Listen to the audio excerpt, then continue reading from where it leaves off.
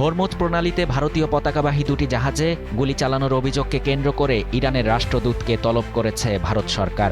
ঘটনার পর দিল্লি গভীর উদ্বেগ জানিয়ে ভারতের গন্তব্যে আসা সব বাণিজ্যিক জাহাজে নিরাপদ চলাচল নিশ্চিত করতে তেহরানের প্রতি আহ্বান জানিয়েছে। নিউ ইয়র্ক টাইমস এবং এনডিটিভির প্রতিবেদনে এসব তথ্য উঠে এসেছে।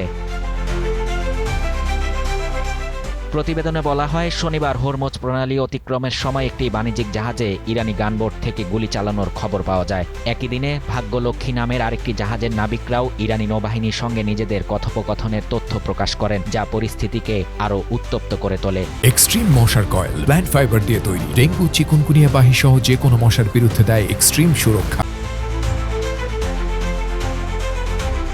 এদিকে আইআরজিসি জানিয়েছে, যুক্তরাষ্ট্র যুদ্ধবিরতির শর্ত লঙ্ঘন করায় হরমুজ প্রণালী আপাতত বন্ধ থাকবে।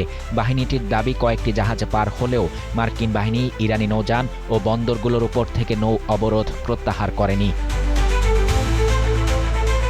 আইআরজিসি আরও সতর্ক করে বলেছে, এই অবস্থায় প্রণালীর দিকে এগিয়ে আসা যে কোনো নৌযানকে শত্রুপক্ষের সহযোগী হিসেবে দেখা হবে। যুক্তরাষ্ট্রের মধ্যস্থতায় সম্প্রতি ইসরায়েল ও লেবাননের মধ্যে 10 দিনের যুদ্ধবিরতি চুক্তি হয়। এরপর হরমুজ প্রণালী স্বল্প সময়ের জন্য খুলে দেওয়া হয়েছিল এবং বন্ধ হওয়ার আগে 1 ডজনেরও বেশি জাহাজ নিরাপদে ওই পথ অতিক্রম করে।